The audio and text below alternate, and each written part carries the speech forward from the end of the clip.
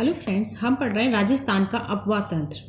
राजस्थान के अफवाह तंत्र के अंतर्गत हमने अभी पहली वीडियो में जो इसका फर्स्ट पार्ट था उसमें हमने पढ़ी थी बंगाल की खाड़ी में गिरने वाली नदियाँ। बंगाल की खाड़ी में गिरने वाली नदियों में हमने पढ़ी थी बनास नदी।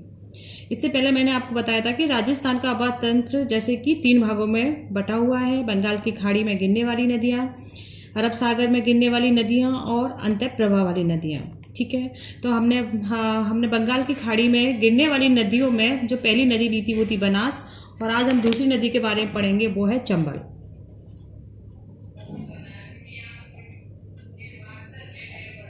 वो है चंबल नदी हमारी। ठीक है, चंबल नदी की कुल लंबाई की बात करें कि चंबल नदी की कुल लंबाई कितनी है, तो देखिए चंबल नदी की कुल लंबाई है 1051 किलोमीटर। ठीक है, जबकि कुछ जगह 966 किलोमीटर भी है। और इसकी राजस्थान में अगर कुल लंबाई की बात करें कि राजस्थान में कुल लंबाई कितनी है, तो राजस्थान में है इसकी 322 किलोमीटर। राजस्थान में कितनी है? 322 किलोमीटर। और अगर हम इसे एमपी में देखें तो एमपी में कितनी है? 320 किलोमीटर।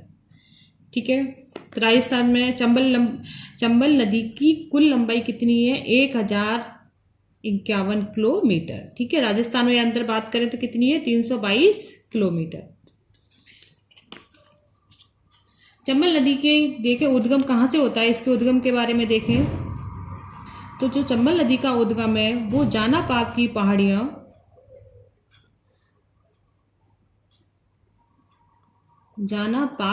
पहाड़ियां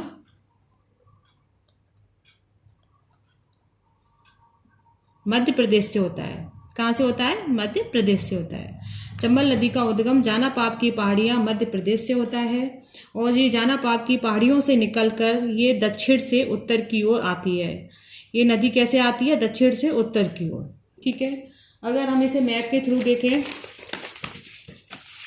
तो देखिए ये है हमारा हाड़ौती क्षेत्र।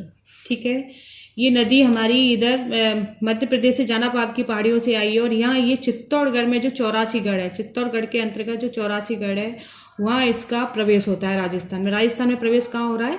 चित्तौड़गढ़ के 84 गढ़ में। ठीक है, चित्तौड़गढ़ के 84 गढ़ में प्रवेश होता है।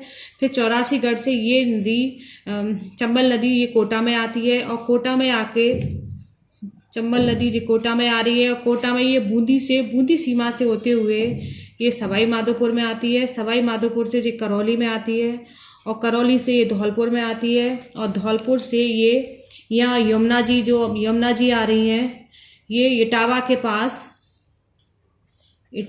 पास मुरादगंज में ये यमुना नदी में मिल जाती है। ठीक है, कहाँ से चंबल नदी का राजस्थान में प्रवेश कहाँ है, तो देखिए चंबल नदी का उद्गम मध्य प्रदेश के जाना पाप की पहाड़ियों से हो रहा है। ये राजस्थान के चित्तौड़गढ़ जो जिला है उसके 84 गढ़ में प्रवेश करती है। 84 गढ़ से ये कोटा में आती है, कोटा से ये बूंदी की सीमा में होते हुए ये सवाई माधोपुर से ये करौली, और करौली से धौलपुर, और धौलपुर से ये अपना जल किसमें डालती है? यमुना नदी में। ठीक है, ये राजस्थान की दूसरी नदी है। जो राजस्थान की पहली नदी है जो यमुना नदी में अपना सीधे जल डालती है, और दूसरी नदी कौन सी है? बाणगंगा नदी है। ठीक है, अब इसमें इधर कौन सी नदी में, ये अगर काली सिंध के बारे में बात करें तो काली सिंध भी ये झालावाड़ से प्रवेश करती है। काली सिंध नदी के बारे में अगर हम बात करें तो काली सिंध नदी का उद्गम ये एमपी देवास से होता है। ठीक है, ये एमपी देवास से काली सिंध ये झालावाड़ के रायपुर में प्रवेश करती है, और कोटा के जो नौनेरा जगह है, कोटा के नौनेरा जगह पर काली सिंध नदी चंबल नदी में मिल जाती है। ठीक है, काली सिंध के बारे में अब हम इसे, ये तो हमने जाना मैप के माध्यम से, अब हम इसे ऐसे जान लेते हैं। ठीक है, समझ में आ गया? जाना पाप की पहाड़ियों से निकलते उद्गम होता है इसका, और ये दक्षिण से उत्तर दिशा की ओर बहने वाली नदी है। किधर से? दक्षिण से उत्तर दिशा की ओर बहने वाली नदी है। ठीक है, चंबल नदी पर चार बांध बने हुए हैं। कौन से, कितने बार बने हुए हैं? 4 बांध बने हुए हैं।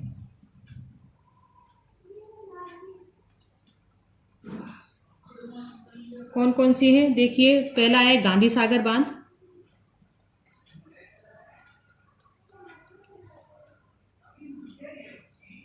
गांधी सागर बांध, गांधी सागर बांध कहाँ स्थित है? गांधी सागर जो बांध है वो मंदसौर जिला, मुझे मध्य प्रदेश के मंदसौर जिले में स्थित है। ठीक है, मंदसौर जो मध्य प्रदेश का मंदसौर जिला है उसके मानपुरा में गांधी बांध स्थित है। गांधी बांध कहाँ पर है? मध्य प्रदेश में। ठीक है, और दूसरे बांध की बात करें तो इसमें कौन सा बांध है हमारा? राणा प्रताप सागर बांध। राणा प्रताप सागर बांध, राणा प्रताप सागर बांध कहाँ स्थित है? तो राणा प्रताप सागर बांध है रावत भाटा चित्तौड़गढ़ में। कहाँ पर है? रावत भाटा चित्तौड़गढ़ में। तीसरा बांध है हमारा जवाहर सागर बांध। जवाहर सागर बांध, जवाहर सागर बांध कहाँ स्थित है? ये है कोटा बोरावास में। कहाँ स्थित है ये? कोटा बोरावास में जवाहर सागर बांध स्थित है। और ये सभी बांध चंबल नदी पर हैं। चंबल नदी पर जैसे मैंने बताया आपको 4 बांध बने हुए हैं। नंबर 1 गांधी सागर बांध जो कि MP मंदसौर के मानपुरा में स्थित है। दूसरा राणा प्रताप सागर बांध जो कि रावत भाटा चित्तौड़गढ़ में स्थित है। तीसरा जवाहर सागर बांध जो कि कोटा बोरावास में स्थित है। और चौथा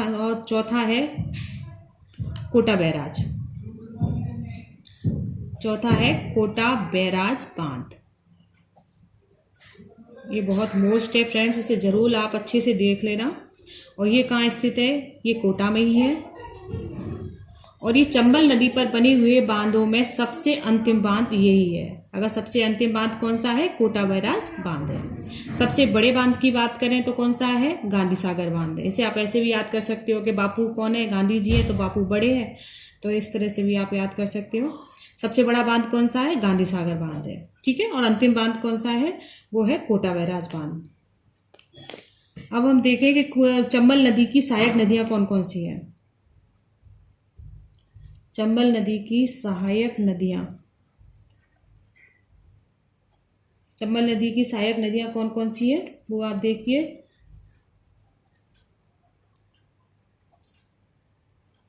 चंबल में पका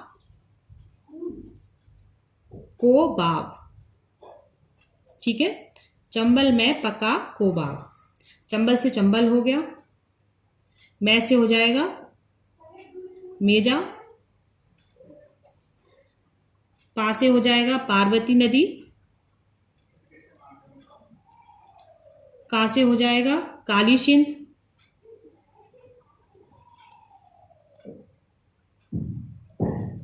काली सिंध नदी हो जाएगी का से, और बा से हो जाएगा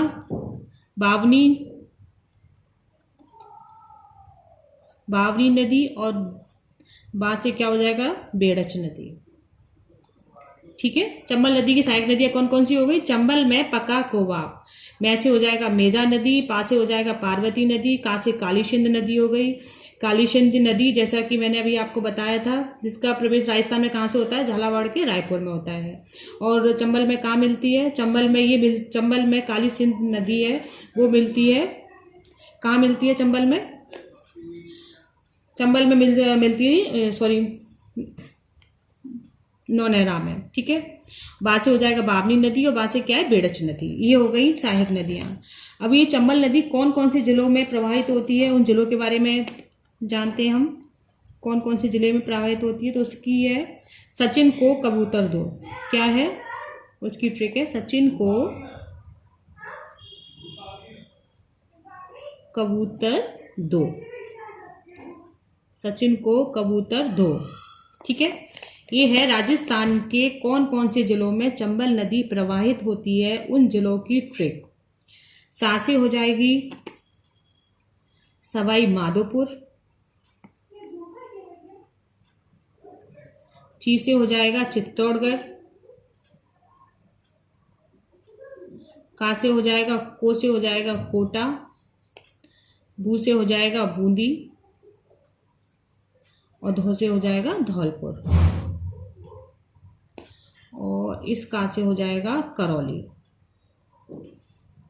ठीक है। सचिन को कबूतर धो, सा से क्या हो गया, सवाई माधोपुर हो गया, ची से हो गया चित्तौड़गढ़, को से हो जाएगा हमारा कोटा, और का से हो जाएगा करौली, बू से क्या हो जाएगा, बूंदी हो जाएगा, और धौ से हो जाएगा धौलपुर। ठीक है, ये हो गई हमारी उन जिलों की ट्रिक हो गई हमारी। अब देखिए चंबल नदी पर राजस्थान का सबसे ऊंचा जलप्रपात है। राजस्थान का अगर ये आता है कि राजस्थान का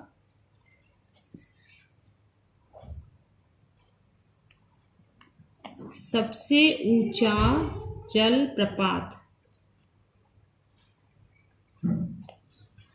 चंबल नदी पर कौन सा है, तो उसका नाम क्या है, चूलिया जलप्रपात। कौन सा है, चूलिया जलप्रपात। ठीक है, और ये कहाँ स्थित है, इसकी ऊंचाई कितनी है, जो चूलिया जलप्रपात है इसकी ऊंचाई है 18 मीटर। कितनी है, 18 मीटर है इसकी जलप्रपात की ऊंचाई, 18 मीटर हो गई। अब देखिए, ये देखें कि चूलिया जलप्रपात कहाँ स्थित है, तो ये चित्तौड़गढ़ के भैंसरोडगढ़ में। कहाँ पर है, भैंसरोडगढ़ चित्तौड़गढ़ में।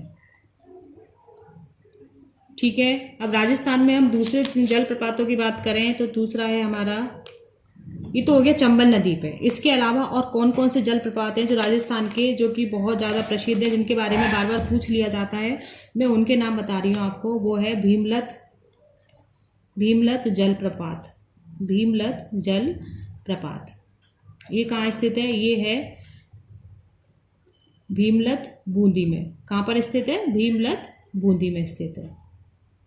ठीक है, और कौन सी नदी पर, ये है मांगली नदी पर है। कौन सी नदी पर है, ये मांगली नदी पर है। तीसरा है हमारा मैनाल जलप्रपात। कौन सा है, मैनाल जलप्रपात। और मैनाल कहाँ पर स्थित है, मैनाल है मैनाल भीलवाड़ा में। कौन सी नदी पर है, ये मैनाल नदी व ऊपर पठार पर है। कहाँ पर स्थित है, ये है मैनाल नदी व ऊपर पठार पर है।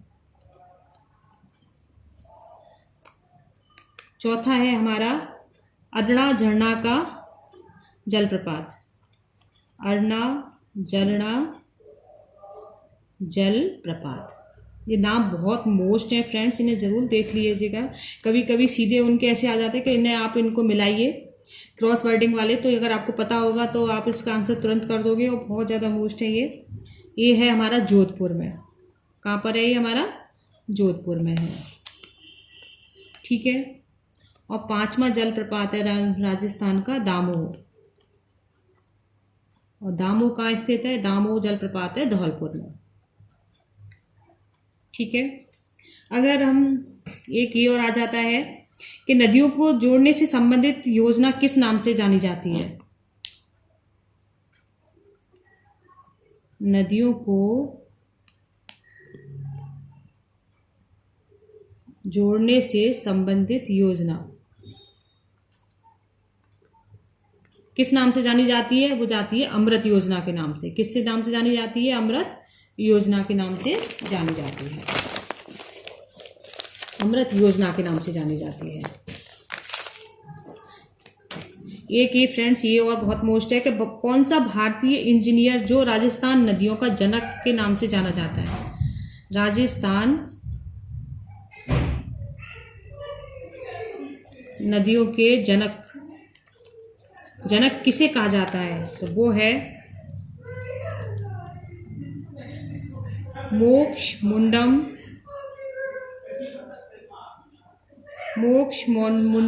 विश्वेश्वरैया। ठीक है, ये मोस्ट पॉइंट इसके ये हो गए। अभी हम चंबल नदी के बारे में पढ़ रहे थे, तो हमने उसके बारे में ये देख लिया कौन कौन सी जिलों में से बहती है, कौन कौन सी उसकी सहायक नदी है, उस पर कौन सा जलप्रपात है, जैसे कि चूलिया जलप्रपात है जो कि सबसे ऊंचा जलप्रपात है उसका। ठीक है, चंबल नदी के जितने मोस्ट पॉइंट थे वो सब मेरे आपके सामने हो गए। और ये हो रहे फ्रेंड्स के इलिनिया सिंचाई परियोजना चंबल नदी पर है। ठीक है, ये आ जाता है कि एलिनिया सिंचाई परियोजना। एल निनिया सिंचाई परियोजना कौन सी नदी पर है? तो वो कौन सी नदी पर है? चंबल नदी पर स्थित है। ठीक है। चंबल नदी के अगर हम उपनामों के बारे में जानें कि इसके उपनाम क्या है, तो देखिए चंबल नदी को चम्रवती नदी के नाम से भी जाना जाता है। इसे राजस्थान की कामधेनु भी कहा जाता है। राजस्थान की कामधेनु। इसे बारहमासी के नाम से भी जाना जाता है। इसे बारहमासी के नाम से भी जाना जाता है। इसे एकमात्र नदी है जो कि अंतर्राज्यीय सीमा बनाती है।